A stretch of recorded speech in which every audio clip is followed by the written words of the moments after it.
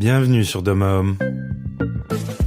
Dans ce podcast, je donne la parole à des hommes qui, de leur sensibilité, s'expriment dans le monde d'aujourd'hui. Je m'appelle Loïc Gernot et 2 fois par mois, je vous invite à la rencontre de personnalités inspirantes qui nous amènent à porter un nouveau regard sur le masculin.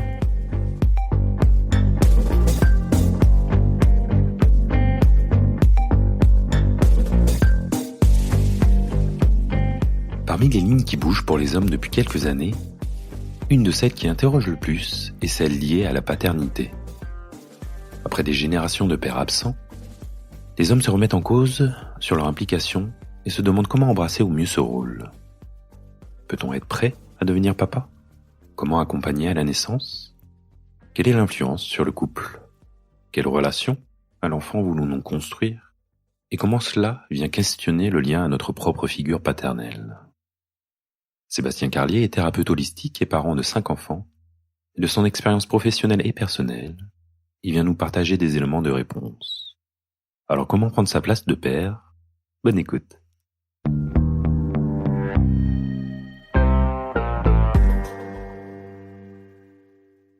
Bonjour Sébastien. Bonjour Loïc. Bienvenue. Ouais, merci. Merci à toi. Comment vas-tu ? Avec quoi tu arrives ? Comment te sens-tu aujourd'hui, ici et maintenant ? Comment je me sens ? Je me sens en joie. Je me sens en joie de partager un thème qui m'est cher. Et puis aujourd'hui, il y a du soleil à l'extérieur. Donc voilà, je sais que je vais pouvoir aussi profiter de ce soleil et de cette énergie. Donc ouais, c'est fluide, quoi. C'est fluide et plein d'énergie à mettre en mouvement. Merci.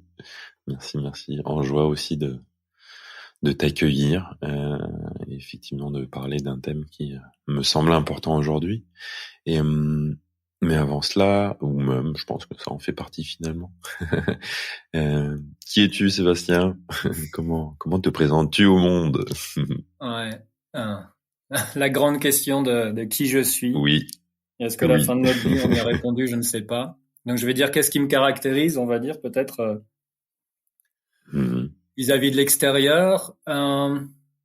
J'ai 48 ans, bientôt 49 là, dans quelques jours. Je suis le père de 5 enfants, dont un dans les étoiles, et je suis en chemin avec ma femme Amélie depuis bientôt 25 ans. Ça, c'est pour mon environnement, on va dire, familial proche. Et puis après un parcours dans différents types d'entreprises et secteurs d'activité, ça fait une dizaine d'années que j'accompagne à différents endroits, de différentes manières, en tant que thérapeute dit holistique avec tout un tas d'outils. Et je mets mon énergie à cet endroit-là en ce moment de ma vie. Voilà, et puis je vis en Ardèche du Nord depuis 3 ans avec une nature sauvage préservée, et ça me nourrit aussi beaucoup également. Ça fait partie du cadre qui me semble important. Voilà les quelques mots, on va dire, que j'avais envie de déposer, si ça peut définir un peu de qui je suis. Merci. Effectivement, la thématique ensemble qu'on avait envie d'aborder, c'est celle du père, la paternité. On va tirer le fil rouge. Être père, ça commence par quoi ? Être père, ça commence par quoi ? Ou devenir père. Je vais partager mon histoire, ce que je connais le mieux, au-delà des pères que j'accompagne. Devenir père, moi je pense que ça a commencé par l'idée en fait de devenir père. C'est quelque chose qui est de l'ordre de la pensée, du mental, l'idée qu'on se fait de devenir père, quelque chose qui est pas beaucoup dans la matière, quoi, mais je suis devenu père de manière effective. Le plus grand de mes enfants a bientôt 21 ans. suis devenu père de manière effective quand il est arrivé au grand jour, quoi, le jour de sa naissance. Je crois que c'est ça, moi, qui m'a fait naître père vraiment. Une fois qu'il était là et que c'était palpable physiquement pour moi. Je pense qu'il y a ça qui se différencie de l'idée que j'en avais d'être père. C'est ce que je te disais tout à l'heure. Avant, j'avais des principes. Aujourd'hui, j'ai des enfants. C'est qu'il y a une conception en amont. Et puis après, quand on est dans l'expérience de vie au contact de l'enfant d'être père, voilà, s'il y a quelque chose il y a des choses différentes entre l'idée qu'on s'en faisait et ce qu'on vit de manière effective, quoi. Donc je crois qu'il y a ça dans mon devenir père. Je suis devenu père il y a à peu près 21 ans, quoi. Il y a à peu près 21 ans. Et j'imagine que chaque enfant est différent sur le et j'imagine que chaque naissance a été différente. Ouais, l'arrivée de chaque enfant effectivement était différente. Alors, sachant que c'est une fille qui est arrivée en deuxième position, on va dire, dans les 5 qui sont venus à notre rencontre, je vais le dire comme ça. Et je vois que ça vibre différemment, en fait. Chaque enfant, ça vibre différemment. Au-delà du fait qu'on évolue dans notre rôle de père, qu'on évolue au contact des enfants, il y a quelque chose aussi de l'ordre du miroir, du transgénérationnel, de la symbolique aussi d'avoir un petit garçon ou une petite fille.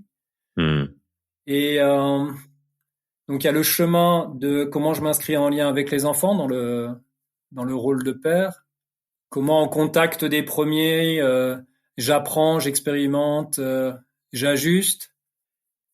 Et puis aussi, c'est le miroir que chaque enfant en fait nous propose avec sa personnalité. Et puis il y a des histoires de place aussi qu'on peut être à même de revisiter. Moi, je suis le premier en fait d'une fratrie de 2, même si ma mère aurait aimé avoir 4 enfants, mais physiquement la vie a fait que c'était pas possible. Bon, est-ce que j'ai expérimenté moi en tant qu'enfant une fratrie où j'étais l'aîné? Donc, qu'est-ce qui se passe dans les miroirs que me propose, par exemple, mon fils qui est l'aîné? J'ai une sœur et lui, c'est pareil, ma fille qui arrive aussi comme étant une sœur de ce premier enfant. Donc, il y a vraiment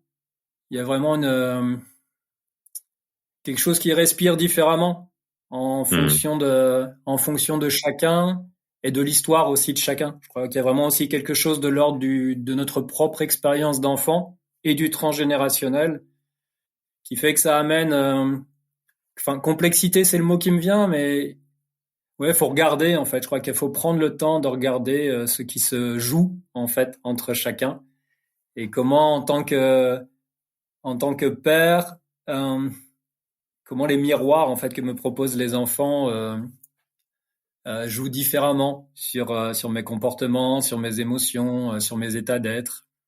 Et chaque enfant, effectivement, propose autre chose. Et le 5, juste pour terminer, parce que par rapport la vie il y a des enfants qui sont invités, on va dire, je le dis comme ça, avec des, par exemple, sous stérilet, notamment le dernier. Et tu peux avoir l'impression que, c'est le 5e. Donc, t'as l'habitude, tu sais comment ça va se passer, il y a tout un tas de trucs, mais en fait, non, moi, le dernier, je l'appelle un peu comme c'est un peu comme dans les jeux vidéo, c'est le boss du dernier niveau, quoi. Il est là aussi, en fait, pour t'enseigner encore d'autres choses. Tu dis, ah ouais, non, ah ouais, ça, j'avais pas vu, quoi. Donc, en fait, je crois que chaque enfant, il y a un moment donné, voilà, mais chaque enfant peut proposer, dans la relation, propose quelque chose, en fait, pour s'inscrire en lien avec lui. Donc, oui, il n'y a pas de... c'est pas figé, en fait. Je crois que c'est pas figé. La vie s'inscrit de manière différente avec chaque enfant.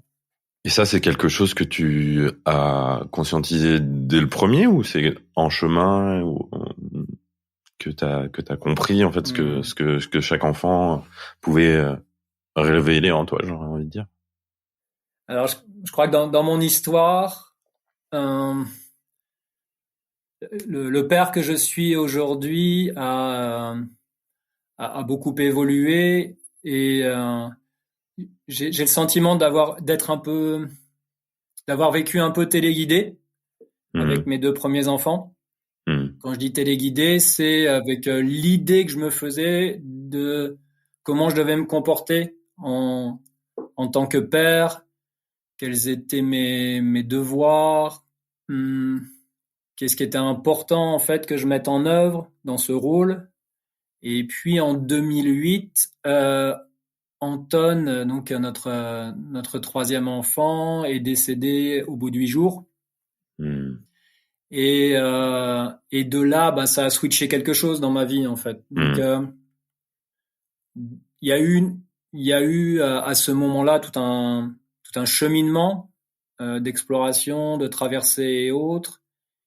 Et puis j'ai découvert certains outils, je me suis mis en chemin pour pacifier en fait mon être par rapport à cet événement. Et j'ai notamment ouvert en fait mon champ de pensée, de relations, de mise en lien de manière différente. C'est venu briser en fait des choses que je croyais établies, figées, qui pour moi étaient des sortes de vérités absolues. Donc avec les premiers, j'ai été beaucoup dans les injonctions, dans mes comportements, ce que je croyais devoir faire, c'est-à-dire un peu, ouais, voilà, mes modèles, qu'ils soient sociétaux, parentaux ou autres, et quelque chose qui était de l'ordre de poser la loi, des confusions entre autoritarisme et proposer un cadre, de devoir ramener de l'argent parce que c'était mon rôle pour assurer la pérennité de ma famille. Il y avait toutes ces choses-là qui sont très très caricaturales, mais néanmoins j'en étais imprégné sans forcément en avoir conscience. Et puis après, il y a eu ce chemin de libération des injonctions. Après, on peut exactement faire la même chose, mais en conscience, en fait, libre de choisir. Donc il y a ça, oui, je crois qu'il a évolué. Et puis après, Anton, j'ai continué en fait ce chemin d'ouverture, non pas en cherchant d'autres vérités absolues, mais en gardant quelque chose qui était fondamental pour moi, c'était la qualité du lien que j'avais avec mes enfants. Et quand je dis qualité, c'est pas que pour eux, c'est aussi pour moi. C'est est-ce qu'on est en joie d'être en lien et comment éventuellement on ajuste l'un et l'autre ou l'un ou l'autre, ce qui est ok pour nous, pour mettre de la joie, de la fluidité, du plaisir d'être ensemble en fait dans cette relation. Et ça aujourd'hui c'est quelque chose auquel je veille en mettant du discernement sur quand il y a quelque chose qui va pas, c'est est-ce que ça m'appartient en fait. Et comment je passe le message à mon enfant. Ça me parle. Et tu parlais de pratique, de conscience. Qu'est-ce qui, après Anton, du coup, quelles ont été ces pratiques qui t'ont permis d'avancer ou de te relever, je sais pas comment on pourrait dire. Ouais, si, il y a quelque chose de l'ordre du déchirement à cet endroit-là, c'est que ça crée comme une fracture, une rupture. Il y a une reconstruction. C'est comment tu goûtes, comment tu goûtes à nouveau à la vie de manière joyeuse, sachant qu'il y avait Adam et Ambre qui étaient déjà là, quoi, qui étaient présents, c'est-à-dire qu'il y a la vie des enfants, toute leur énergie incroyable dans des tout petits corps et qui sont là aussi. Je crois que c'est vraiment un travail. Ça m'a obligé, je crois, à plonger dans mon intériorité. Et en tant qu'homme, cette plongée dans mon émotionnel, de descendre de ma tête à mon cœur et aller toucher les blessures de mon cœur, quoi, aller guérir mon cœur de ce qui venait de se passer dans mon histoire. Et donc par tout un travail de thérapie, d'outils, de pratiques différents, et de se laisser traverser en fait, notamment par la colère, par la tristesse. Qu'est-ce qui se joue en lien avec ce qui se passe à l'extérieur de ma vie? Et je crois que c'est vraiment ça, de s'autoriser à non pas faire, à non pas forcément agir, mais de faire le chemin d'être et de d'accueillir en fait ce qui vivait en moi à ce moment-là et de trouver des choses, par exemple comme l'écriture, quoi. Comment je fais pour mettre dans la matière, faire ce chemin d'écrire, de parler. Parce que de souvenirs, je me souviens il y avait quelque chose qui s'appelait Magic Maman, en fait, pour les mamans qui venaient de perdre leur enfant, mais il n'y avait pas Magic Papa. Et en tant qu'homme, je me souviens écrire en fait sur Magic Maman, à essayer de déposer toute ma détresse, ce que je vivais et tout. Et ça m'a énormément aidé en fait, je crois, de mettre mon intériorité à l'extérieur, de m'autoriser à exprimer. Et donc d'avoir je vais dire une sorte d'audace et de courage de déposer pour que ce soit plus léger. Et je crois que ça m'a vraiment sauvé, c'est le terme qui vient, quoi. Sauvé de pas rester avec. Et je crois que c'est vraiment, pour les hommes aujourd'hui, c'est vraiment quelque chose qui me parle beaucoup, pour les pères, de s'autoriser à déposer, en fait, ce qui vit en nous. De mettre au grand jour notre intériorité. Et rien que le fait de le déposer, on y voit déjà plus clair et ça me semble plus léger pour moi, quoi. Je crois qu'il y a ça. Puis après, il y a les outils de respiration. Enfin, il y a vraiment, voilà, il y a pléthore de choses qui permettent et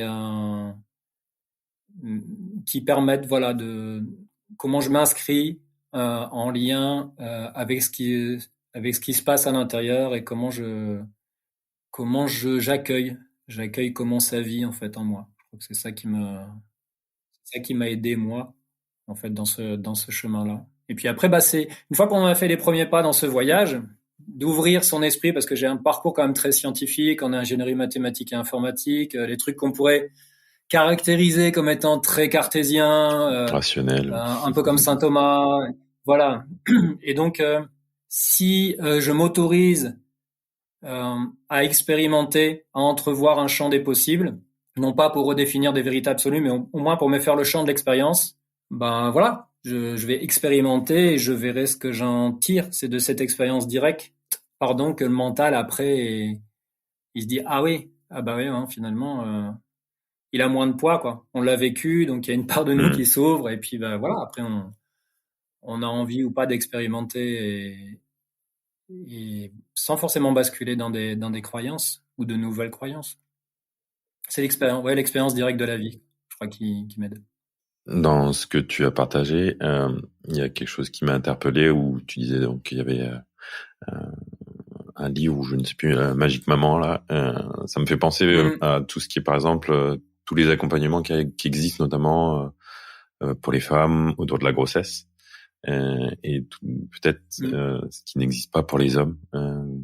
Toi, avec tes 5 expériences, comment t'as évolué dans ces phases-là, en fait, finalement, dans ces phases-là? Ah ouais. Ok, merci. Ça a été un chemin d'évolution aussi. Je veux dire, entre Adam le premier et puis Elio le dernier. Au début, c'était vraiment quelque chose de très mental, ce que je te disais tout à l'heure, quoi. C'était du mal à concevoir qu'il y avait un petit homme qui était en chemin, qu'il y avait une sorte de magie qui s'opérait quand même dans le ventre de ma femme. C'est incroyable, cette vie qui... Et elle le goûtait pleinement dans son intériorité, quoi, avec tout ce que ça comporte, quoi, dans la beauté et la complexité de cette vie qui se met en mouvement. C'est vrai que c'était difficile pour moi, en fait, de me projeter, je crois. Je me projetais au travers de ce que je voyais d'elle, de ce qu'elle me disait, de ce qu'elle me confiait. Oui, ça restait très mental. Et en fait, l'idée, c'est comment j'arrive à entrer en lien avec cet enfant qui est en chemin, avec la vie vraiment qui se transforme, qui évolue, avec des perceptions in utero qui sont différentes aussi pour lui, même si... Et en fait, pour les premiers, j'étais très, très à distance, je crois, et puis après, j'ai découvert l'aptonomie. Donc l'aptonomie, c'est une sorte d'art du toucher qui, en tout cas, moi, m'a permis, en apposant mes mains sur le ventre d'Amélie, de goûter le tactile, en fait, de goûter la présence de l'enfant, à peu près vers 5 mois environ, et et de me dire qu'à cet endroit-là, je pouvais aussi entrer en interaction, voire aider, accompagner, parce qu'on a la possibilité aussi en jouant, en fait, dans cette danse entre nos mains et l'enfant, de créer un mouvement, en fait, d'inviter à un mouvement, non pas de contraindre, il y a vraiment ça aussi à cet endroit-là, mais d'inviter à se lever, et ça permet de goûter avant que l'enfant ne soit présent, on va dire, je dis comme ça, mais parce qu'il est présent dans la matière, mais in utero, mais à l'extérieur. Moi, ça m'aidait à me dire, ah bah oui, il y a un être qui est en chemin, et je vais pouvoir le prendre dans mes bras, me prendre soin de lui ou d'elle, et ça m'a, ça m'a beaucoup aidé, moi, à conscientiser et à trouver aussi une place, parce que au-delà de ça, l'autonomie peut amener l'homme à pouvoir prendre soin, en fait, de la femme qui va accoucher, par des postures, par des appositions des mains, et donc on devient un peu partenaire, quoi, et moins en marge. Je crois que je me sentais moins en marge de ce qui se passait, de ce qui était en train de naître au monde, et il y a une question de place.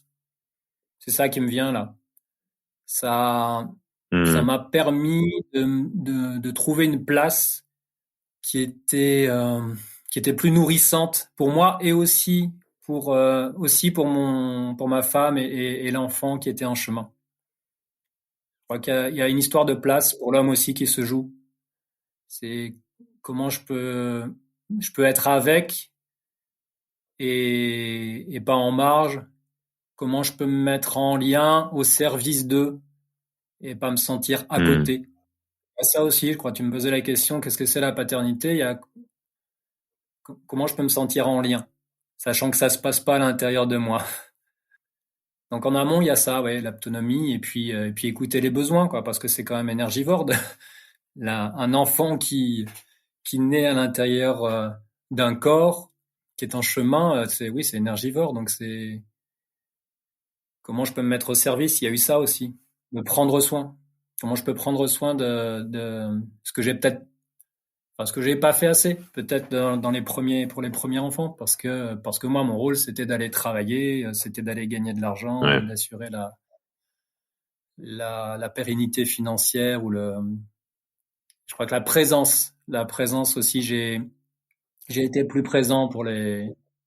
Ouais, j'étais vraiment plus présent. Je crois que ça, c'est même si c'est pour être là, hein, sans forcément faire. Rien que la présence peut suffire des fois. Même si c'est important d'aller chercher, admettons, des fraises, je sais pas quelle heure, aller chercher des fraises, de trucs très caricatural, mais parce que voilà, il y a envie de fraises ou d'une glace, ou d'une glace d'un fast-food dont je ne donnerai pas le nom pour pas faire de pub, mais parce que c'est ça l'importance du moment. Donc voilà, il y a ça aussi. Comment être en lien et se mettre au service de ça, de cette vie qui arrive, et dont on va prendre soin par la suite. Et on va dire l'après-accouchement. Du coup, les naissances et les mois qu'on suivi, t'as eu, on parle plutôt généralement de postpartum, notamment pour les femmes, mais est-ce qu'il y a les postpartum pour les pères? Il y a les couvades un peu en amont pour les hommes, c'est-à-dire tu manges, voilà quoi, et puis si tu fais une sorte de grossesse en parallèle, il y a ton ventre qui grossit en parallèle à ça. Et puis au niveau de l'accouchement, il y a quelque chose de très très fort, de très intense, vers l'inconnu. Nous, on a eu la chance, en fait, que ce soit une amie sage-femme, quoi, qui soit à nos côtés, par exemple, donc je crois que ça a été très très sécurisant, ça aussi, d'avoir quelqu'un qu'on connaît. Et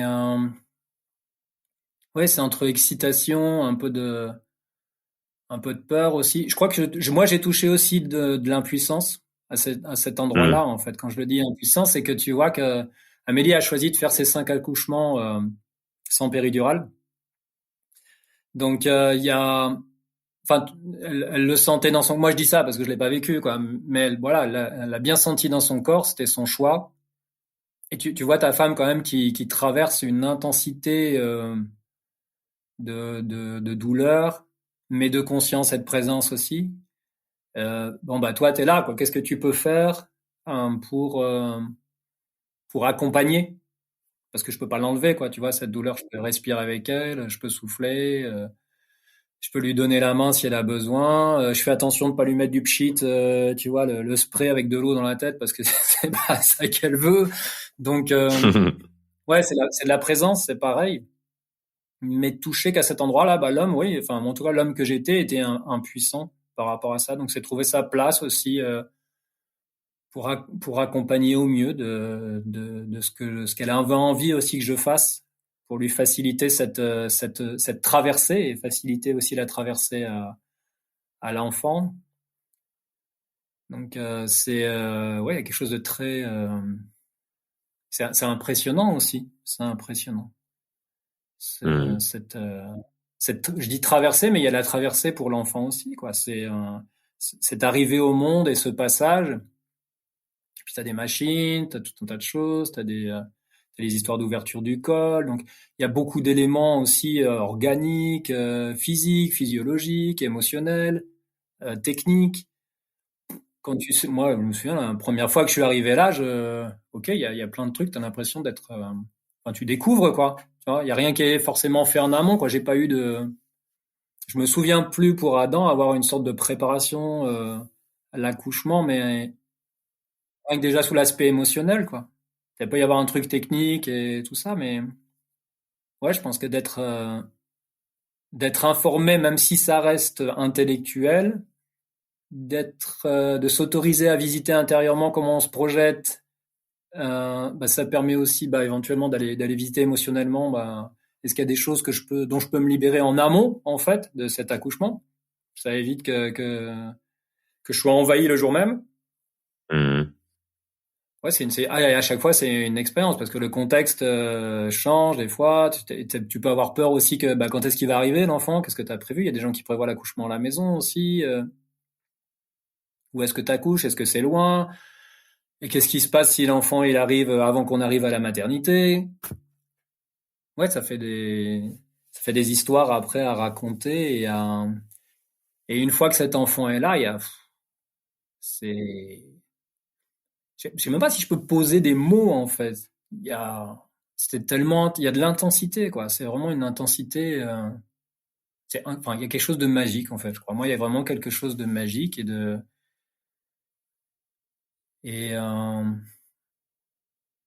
ouais, je suis encore. Forcément, j'ai les images qui m'arrivent quoi. Tu vois, quand je te parle là, c'est touchant, c'est émouvant, il y a beaucoup d'amour aussi qui circulait avec Amélie, de me dire mais waouh. Tu viens quand même de mettre au monde un enfant là, et c'est un truc que je connaîtrais jamais moi en tant qu'homme.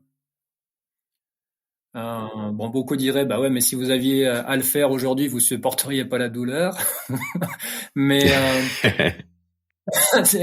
déjà quand vous avez un rhume, alors accoucher c'est même pas concevable. Moi, il y a pas, je sais pas s'il y a le mot en fait. Bien sûr, je pourrais toucher avec des mots la magie, la beauté, l'intensité, c'est incroyable quoi. C'est incroyable et puis ce petit homme qui arrive au monde, bah, il a besoin quoi. Les êtres humains ont besoin d'autres êtres pour s'occuper d'eux quoi. Il y a, dans le monde animal. Il y a des animaux qui naissent entre guillemets dits autonomes, mais l'être humain, lui, il l'est pas. Donc tu goûtes aussi une certaine forme de responsabilité à cet endroit-là, c'est-à-dire dans le prendre soin. Il y a une forme de fragilité de la vie à cet endroit-là. Donc en tant que père à cet endroit-là, comment tu vas pouvoir t'inscrire dans le prendre soin pour accompagner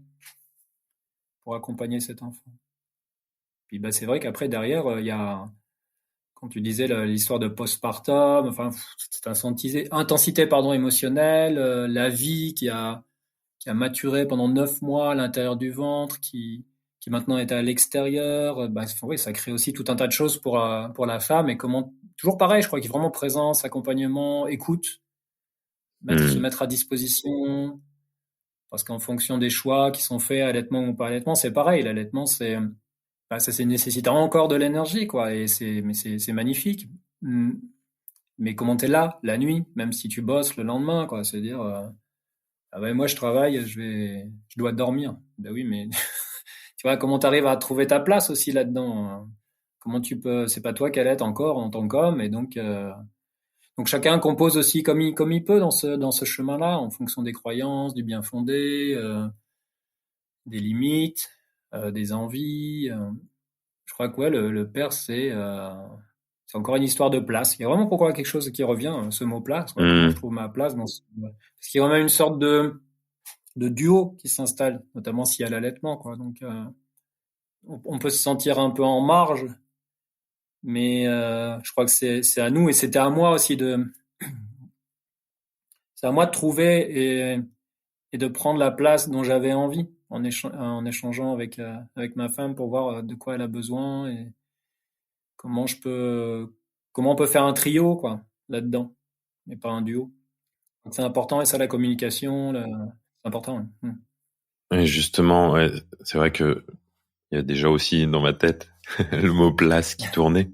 Et comment le couple il garde une place au travers de tous ces événements de vie? Je crois qu'il y a beaucoup de communication, de transparence de comment ça vit en chacun, parce que émotionnellement c'est fort, cet événement de vie. En tout cas, moi, ce sont des événements les plus marquants de ma vie. Les événements les plus marquants de ma vie. Ça crée une agitation. Il y a un mouvement de la vie. Enfin, tout ce qui est émotionnel, c'est un mouvement de la vie qui cherche à s'exprimer. Donc, si je l'exprime pas, si je le mets pas à l'extérieur, si je vais pas éventuellement chercher aussi ce qui vit chez l'autre et comment on se remet à danser dans un trio, si c'est le premier enfant. Je peux vite avoir l'impression, pour certains hommes, enfin, et moi je me souviens, c'était complexe de me dire, tiens, on était un duo, ma femme et moi, et dans l'idée, j'avais une sorte de première place, et puis voilà qu'il y a un être qui arrive, qui a besoin de manière vitale de la présence de ma femme. Ça peut être genre je perds ma place privilégiée, et qu'est-ce que je deviens, quoi, comment je m'inscris autrement. Je crois qu'il y a quelque chose d'une harmonie à retrouver, parce qu'un tiers qui s'inscrit dans une relation, forcément qu'il y a des choses différentes qui se vivent, qui se jouent, et je crois que le père a besoin de trouver, ouais, c'est ça qui revient, c'est redondant, mais de trouver sa place là-dedans, quoi. Comment il s'inscrit en lien de cette manière-là avec sa femme et aussi avec son enfant, quoi. Donc je crois qu'il y a vraiment quelque chose de la place à trouver, à définir, à prendre. Quelle place je veux prendre aussi. Et pour qu'il y ait une nouvelle harmonie qui s'installe entre les trois. Et cette place, tu sens qu'elle a bougé à chaque nouvelle naissance? Ouais, elle bouge parce qu'il y a un autre être en plus. Donc, en tout cas, en ce qui me concerne. Au-delà du numérique. Au-delà du numérique, ouais, mais c'est que dans les systémies, on va dire, ou dans les choses, ouais, c'est forcément, il y a quelque chose qui change. Et la place change aussi. Enfin, la place avait changé aussi pour moi, comme je le disais, en fonction de ma propre place dans la fratrie. La place d'Amélie aussi dans sa fratrie, et puis la manière dont je voyais les choses, où je les ressentais. C'est-à-dire qu'une fois que j'ai fait le chemin de me dire, ah ouais, mais c'est quoi la part de moi qui était exclue ou qui s'excluait en fait pour le premier enfant? Qu'est-ce que ça venait me faire cheminer intérieurement? Qu'est-ce que ça venait raviver? Est-ce qu'il y avait des peurs? Donc c'est vraiment ce travail d'intériorité aussi. Enfin, ce travail, j'aime pas trop voilà, le côté torture du travail, mais ce cheminement interne. Quand je disais, c'est ça appartient à qui, quoi? Est-ce que ça m'appartenait? Et donc, mettre de la clarté à l'intérieur permet de se dire, ah oui, mais il y a telle part qui se sent en danger, qui a peur d'être mise à l'écart, de plus exister, de tout un tas de choses. Donc, une fois que tu as fait le chemin personnel, d'aller visiter ça, de l'avoir pacifié, de reprendre une certaine forme de souveraineté pour dire, ok, ça marche, mais finalement, est-ce que c'est pas à moi de dire, bah, j'ai envie de proposer telle place, de me définir telle place. Donc à moi de le manifester, de dire tiens, moi j'aimerais bien, est-ce que c'est ok pour toi que je sois là? Est-ce que si je fais telle chose ou si je prends tel relais, est-ce que c'est ok? Bah, c'est à moi aussi de la définir cette place. Une fois que je la subis plus sous forme d'injonction, de devoir, de croyance. Donc au fil de chaque enfant, ça a évolué parce que je me suis autorisé à visiter là où j'avais pas de liberté, je crois. Là où il me semblait, c'est les il faut, je dois et tous ces trucs-là. Donc avec l'expérience de ce que je vivais, je suis allé visiter ça et je me dis ah oui, c'est cette part de moi qui vit ça. Comment je fais le chemin de l'apaiser, voilà, avec tout un tas de choses. Et du coup, je reprends ma souveraineté et je peux agir et non plus subir. Donc et je peux redonner moi, ok, dans mon couple, là où j'en suis aujourd'hui, de quoi j'ai envie. Et elle manifestait, elle exprimait avec ma femme, et elle en retour me dit ah bah oui, mais là, ouais, bien sûr, c'est ok, on n'en a pas parlé, ou là c'est pas ok pour moi parce que je vis ça. Enfin, il y a tout un tas de thèmes, notamment la sexualité, par exemple, après l'accouchement, je crois que la communication est vraiment fondamentale. Alors pour ça, il y a des besoins de sécurité, mais la communication est fondamentale. Et si on n'arrive pas à le dire oralement, des fois, moi, ça nous est arrivé aussi de passer par l'écrit. Parce que l'écrit permet de temporiser, de faire le chemin intérieur, de clarté. Et pour vraiment, dans l'idée de se donner le plus de chances d'être entendu. Et une fois qu'on a émis, en fait, ce qui vivait en nous à l'extérieur, ben, ça nous appartient plus. Et puis, on verra après comment ça résonne et ça vibre, comment ça respire chez l'autre. Je crois qu'il y a vraiment ça, de pas se couper, et si on se sent coupé, de faire le chemin de savoir pourquoi. Pourquoi on se sent en marge? Et est-ce que c'est nous-mêmes qui nous mettons en marge? Ou qu'est-ce qui se joue à cet endroit-là? Je continue avec la place. Est-ce que, j'imagine, que ça t'a, est-ce que ça a bougé aussi ta place de fils? Tous ces événements, qu'est-ce que ça t'a amené de regarder plutôt en haut, en derrière plutôt. Mais voilà, d'aller voir j'imagine que ça t'a demandé d'aller voir la relation à ton propre père. Ouais, c'est ce que je disais en préambule tout à l'heure. Il y a tout ce côté transgénérationnel qui vient là. C'est-à-dire quel modèle d'homme j'ai eu moi pour me construire. Et donc en tant que petit garçon adolescent, de ce que j'ai reçu, qu'est-ce que j'en fais? Et c'est aller au-delà de mon père, c'est aller jusqu'à mon grand-père paternel avec qui j'ai passé comme une bonne partie de mon enfance. Donc c'est vraiment les modèles d'hommes que j'ai reçus, avec qui j'ai vécu, qui m'ont donné une sorte de base de construction de ma propre paternité. Et c'est pareil, l'idée du discernement, d'aller visiter. Est-ce que j'ai une sorte de lien de fidélité? C'est ça que j'ai reçu. Alors, je vais faire la même chose. Des fois avec des trucs de bah oui, j'en suis pas mort, ou c'est comme ça que ça marche dans la société avec des croyances éducationnelles. C'est pour son bien, c'est comme ça que ça doit être. J'ai lu dans des magazines que c'était bien. C'est ça qu'il faut faire. Et après, des fois aussi, je peux me construire contre. J'ai reçu ça et je veux surtout pas reproduire. Et en même temps, bah même en faisant ça, je suis toujours en lien en fait avec ce modèle parce que je suis pas libre puisque je me construis contre ce modèle. Donc il y a encore l'illusion de se dire bah oui, je suis plus en lien, admettons, avec un modèle paternel ou autre parce que je fais contre, mais je construis quand même ma paternité au regard de ce que j'ai reçu. Donc du coup, il y a encore ce chemin de l'intériorité, quoi. Il y a encore ce chemin d'aller visiter le petit garçon que je suis, qui a été, quand on dit je suis, c'est qui vit à l'intérieur de moi. Où est-ce qu'il en est, quoi. Qu'est-ce qu'il a reçu? Qu'est-ce qu'il a pas reçu? Qu'est-ce qu'il aurait aimé qu'il a pas eu? Qu'est-ce qu'il a reçu et qu'il voulait pas? Et de se dire, à cet endroit-là, est-ce que je suis encore téléguidé d'une certaine manière par mon histoire, ou est-ce que j'ai mis de la lumière et de la clarté? J'ai pacifié ce qu'il y avait à pacifier dans l'émotionnel qui n'a pas trouvé de chemin à ce moment-là. Je m'en libère.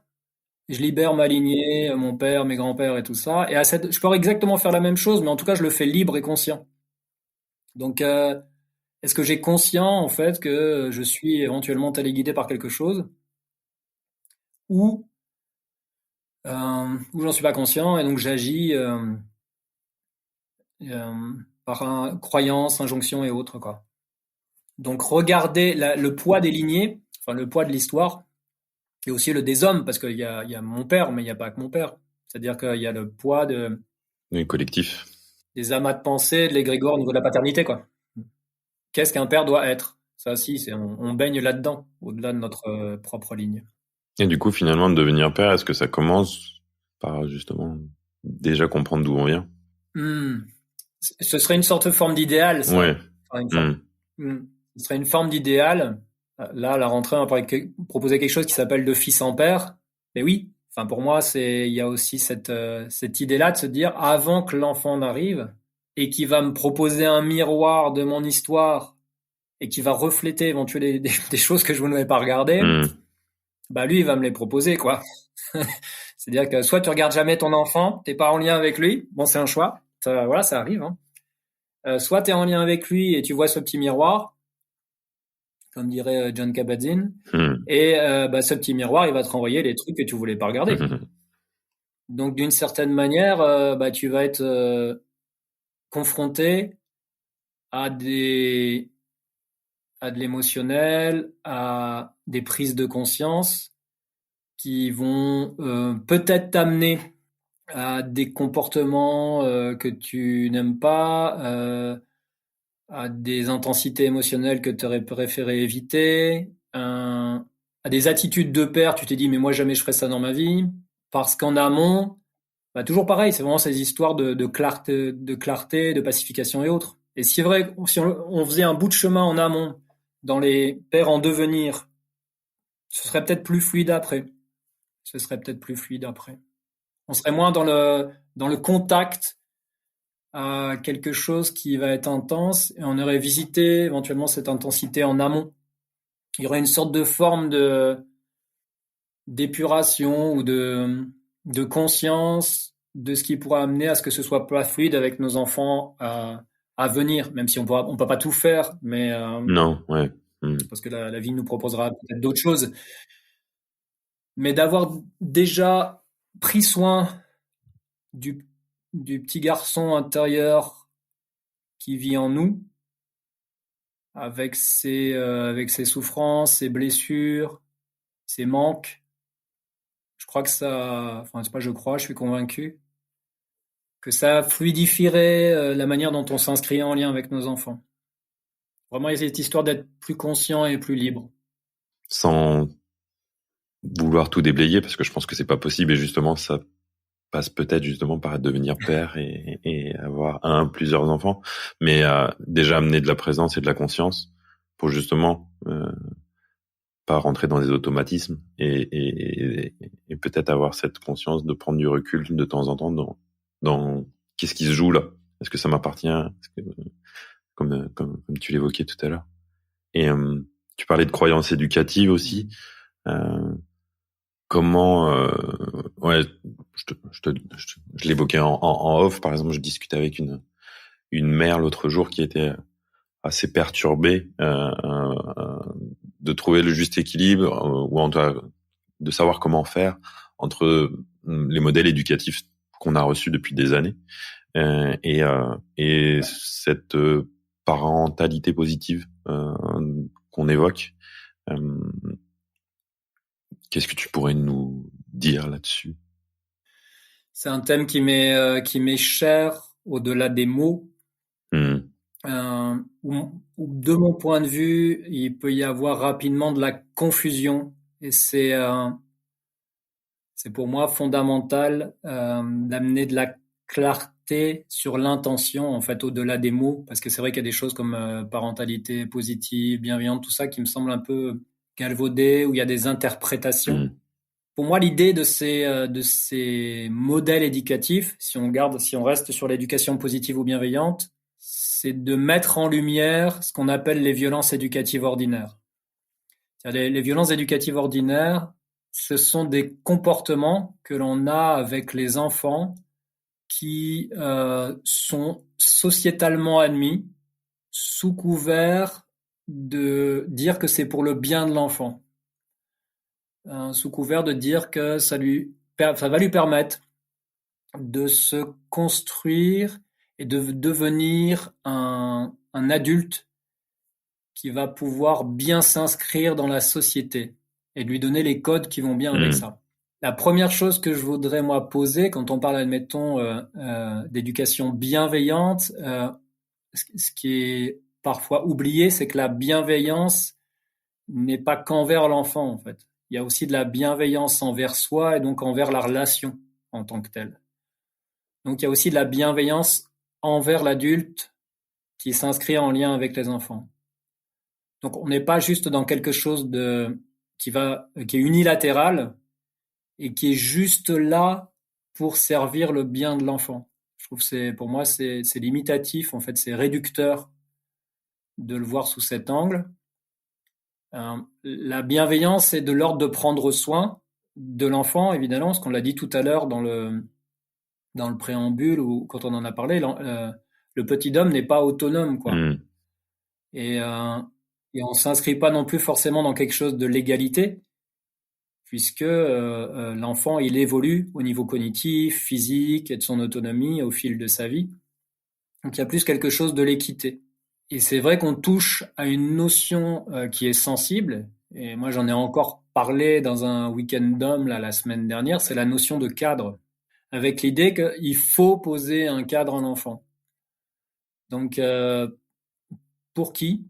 C'est ça qui est important. Dans l'idée souvent légitime que de dire que c'est pour lui, c'est pour son bien. Et je crois qu'il y a beaucoup de discernement à mettre à cet endroit-là, justement, dans cette notion de cadre. Un enfant qui peut tout faire, effectivement, peut éventuellement se sentir angoissé, parce que si on le laisse marcher au bord d'une falaise et qu'il y a un risque notoire, ou si on le laisse jeter des couteaux, je sais pas, sur sa sœur parce que il s'invente une vie dans un cirque. En fait, c'est ce qui est difficile dans ce thème-là, c'est que il y a beaucoup de choses qui sont propres à chacun, propres à chaque enfant et propres aussi aux croyances de chacun.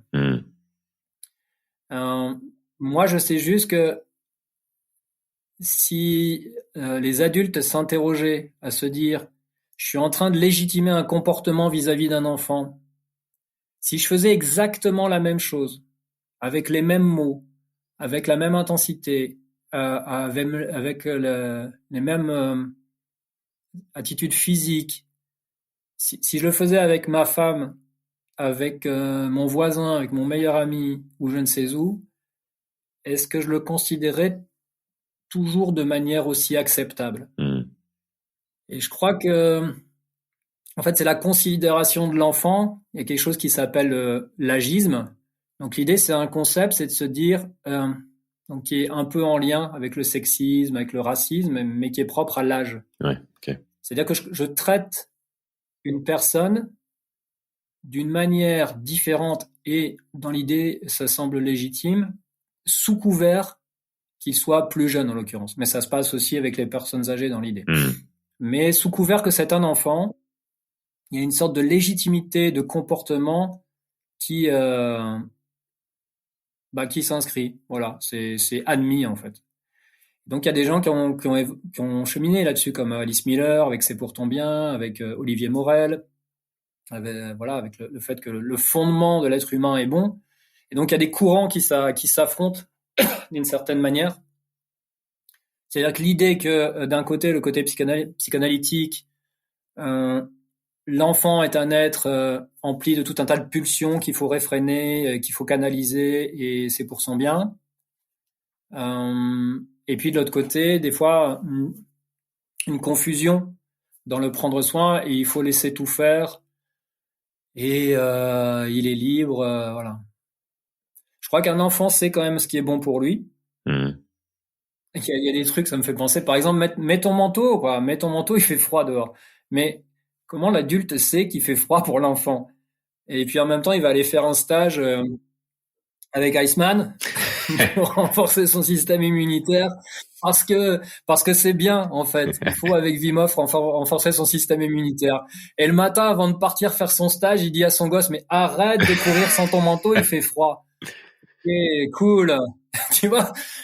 Et en fait, je crois que après, c'est une bonne mesure. Qui a peur? Oui, moi, clairement, je leur dis à mes gosses des fois. Je leur dis, mais ouais, mais enfin là, franchement, je suis quasiment convaincu que tu risques d'être malade, et j'ai pas envie de me lever cette nuit parce que t'as choisi d'eux, quoi. C'est des fois, ça va au-delà du prendre soin. Bien sûr que j'ai pas envie qu'ils soient malades voilà, parce que je prends soin, mais j'ai aussi pas envie qu'ils soient malades parce que ça implique tout un tas de contraintes.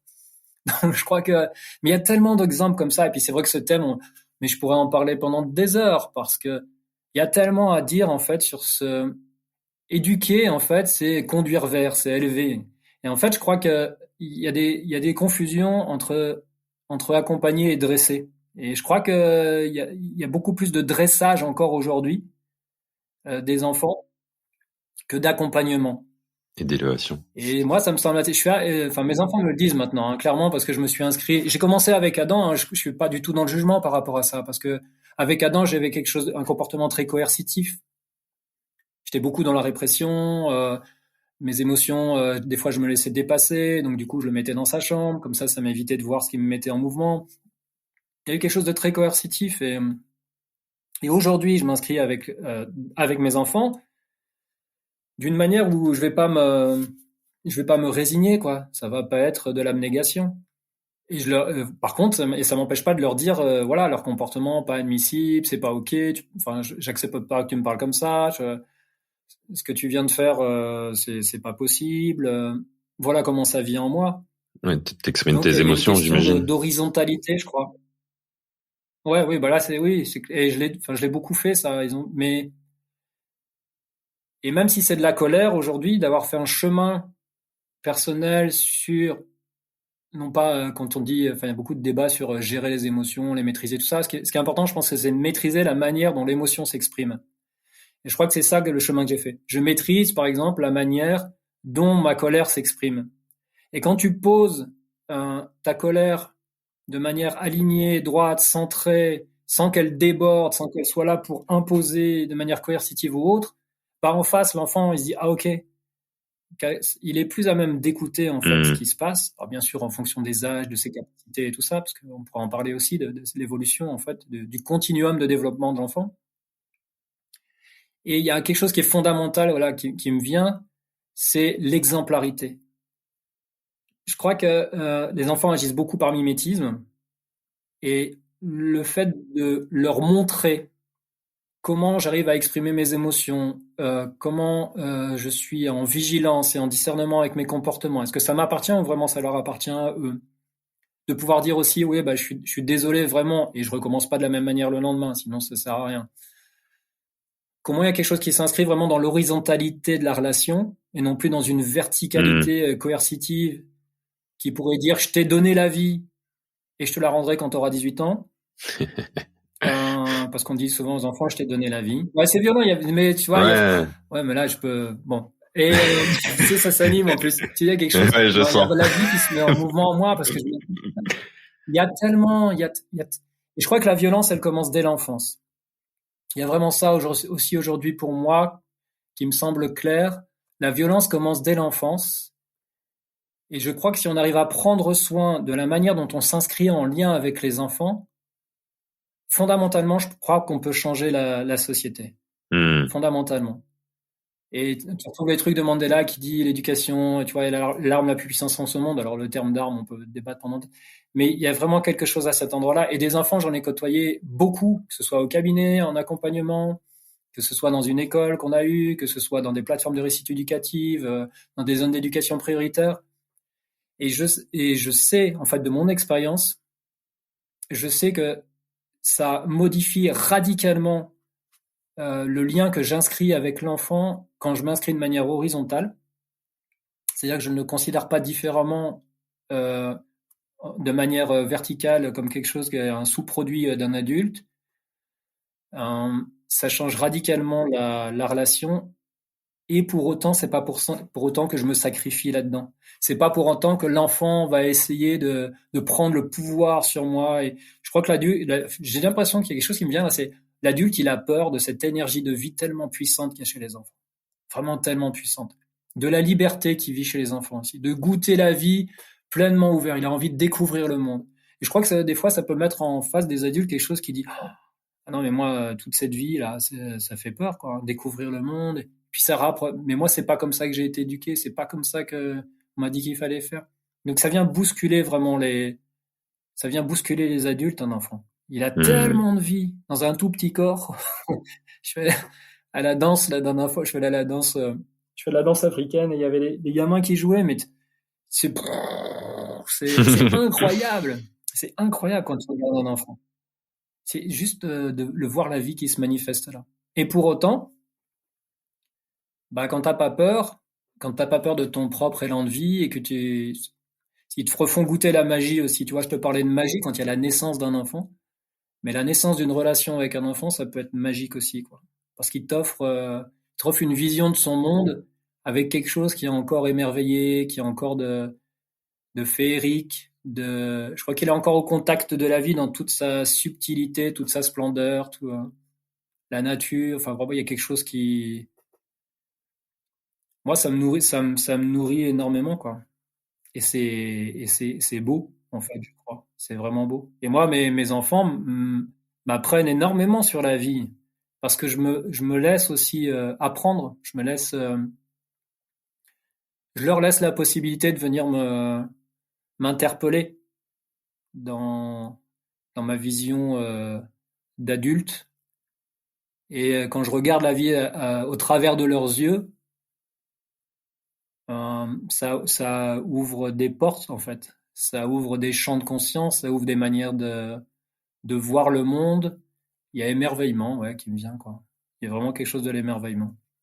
Ce sont des miroirs qui me semblent intéressants de regarder. Toi qui accompagnes notamment les hommes, j'imagine donc des pères, quels sont les besoins des pères aujourd'hui? Est-ce que les besoins des pères ou des futurs pères, hein, bien sûr. Ah oui, ou des futurs pères, mais je crois qu'il y a quelque chose de ce qu'on a dit tout à l'heure. Je crois que les pères ont besoin de visiter leur fils intérieur, c'est-à-dire leur garçon, leur petit garçon. Je crois qu'il y a ça, d'aller accueillir ce qui a pu se passer pour cet enfant, de faire la paix avec ce qui a pu se passer ou ce qui ne s'est pas passé et qu'ils attendent. Je crois que ça, c'est visiter l'histoire, visiter sa propre histoire me semble fondamental. Se faire le cadeau de ça, parce que je crois que c'est complexe.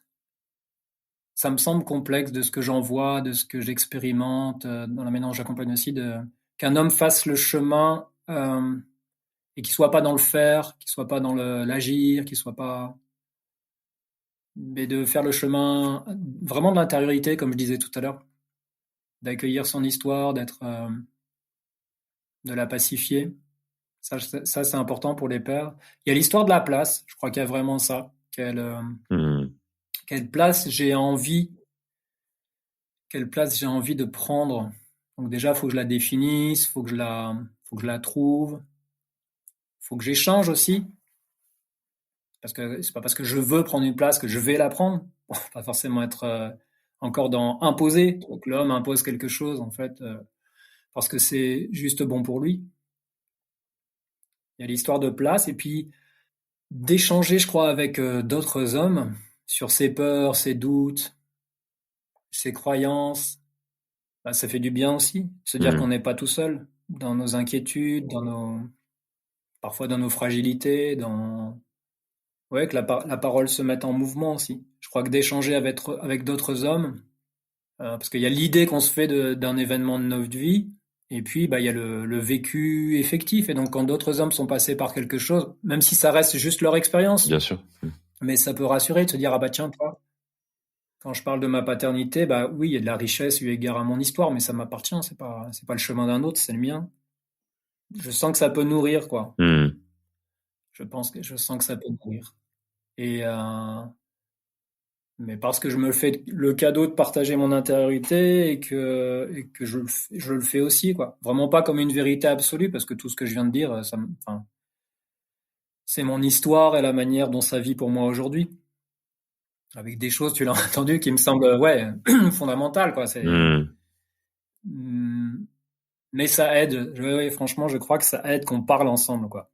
Et donc, ça, se mettre en lien pour partager nos histoires. Et je sais que ça a animé énormément d'hommes, la paternité. Il y a beaucoup d'hommes qui sont interpellés par ça. Interpellés et avec l'envie de s'inscrire peut-être autrement en lien avec les enfants, quoi. Autrement, et puis être de passer de la coercition à la coopération, ou comment on vit avec et pas contre. Et de proposer d'autres choses. Je crois il y a d'autres modèles qui existent, et c'est des modèles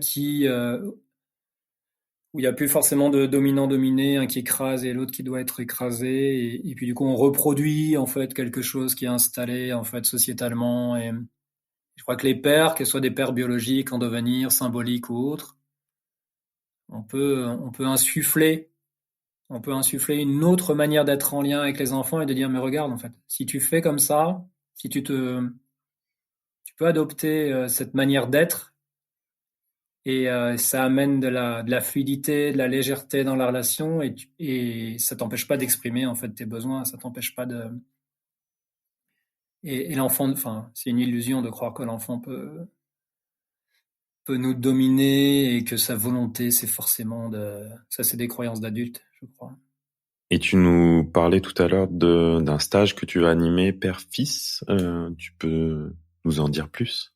Ouais, en quelques mots, l'idée, c'est ce qu'on évoquait tout à l'heure sur avant de devenir père, ou quoi qu'il en soit, pour chaque homme, on est tous fils.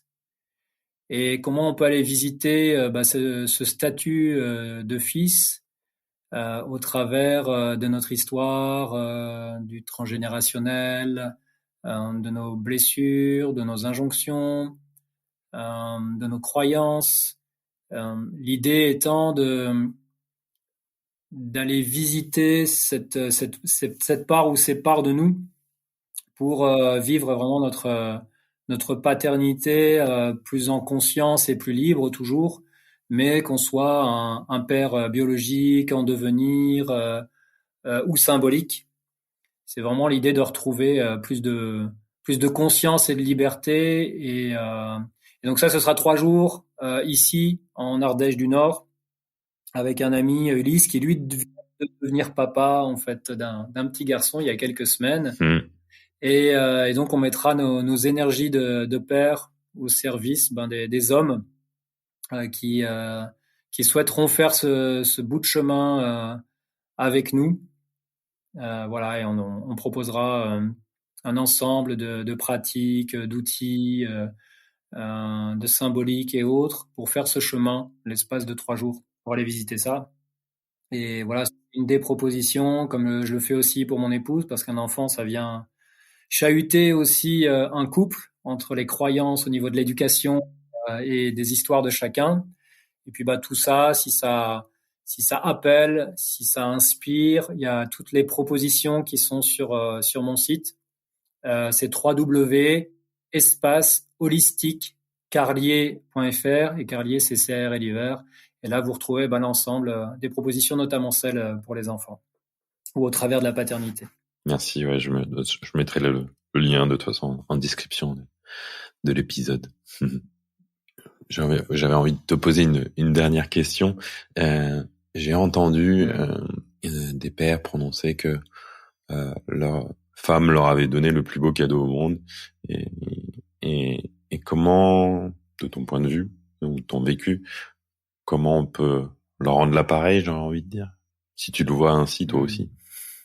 On contribue au début de l'histoire, voilà, et après Oui, le bien sûr. chemin se fait d'une certaine Heureusement. manière, se fait alors sans nous à l'intérieur, en fait, in utero, le chemin se fait sans nous, mais on peut être là, vraiment là avec. On a parlé de présence, ouais, se mettre au service. Et quand je dis se mettre au service, c'est toujours pareil, c'est pas sacrificiel, c'est se mettre au service de la vie qui est en chemin. Et et donc on retrouve la question de place. Leur rendre l'appareil, c'est être là, quoi. Il y a vraiment une question de soutien, parce que mais quelle magie, enfin quelle énergie, en fait, aussi il faut pour que la vie se manifeste de cette manière. Et comment nous, notre énergie, on la met au service du prendre soin, de cette magie, de cet émerveillement.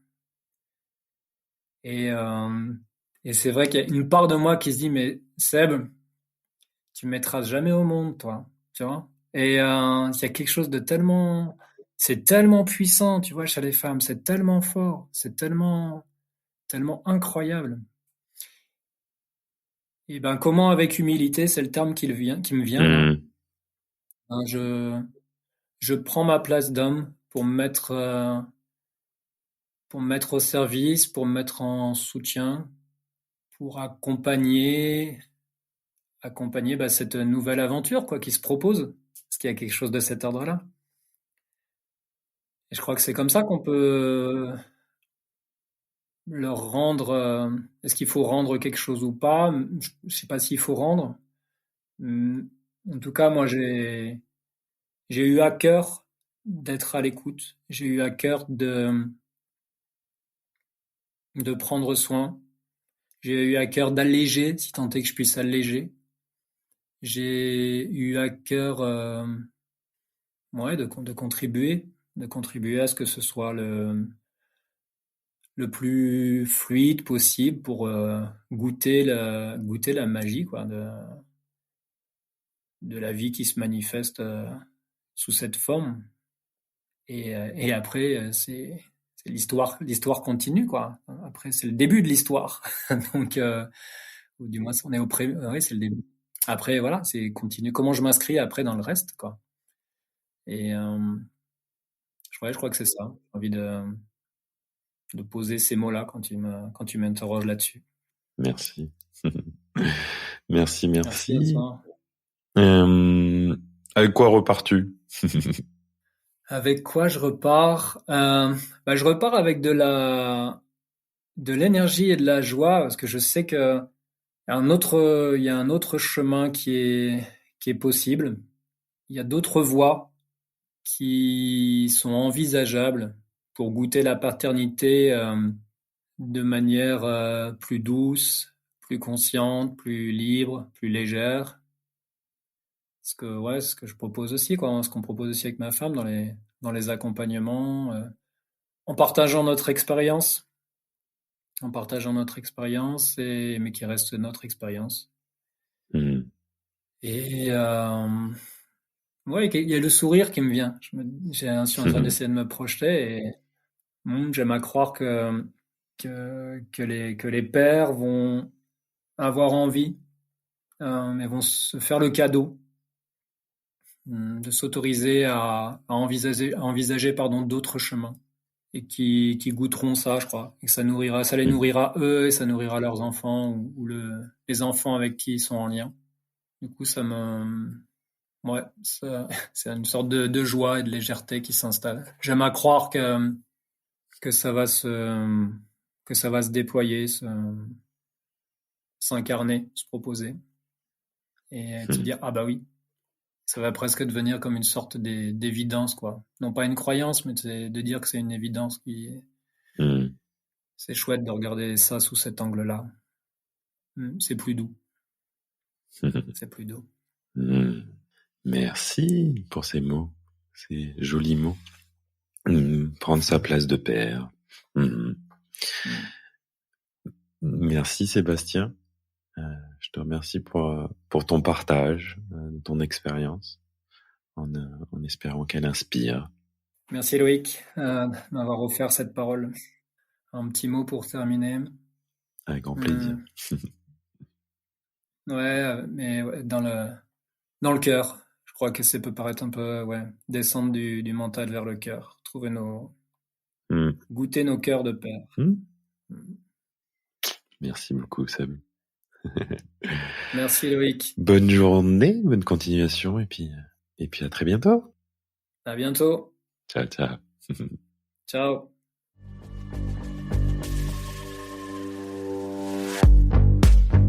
Merci d'avoir écouté cet épisode.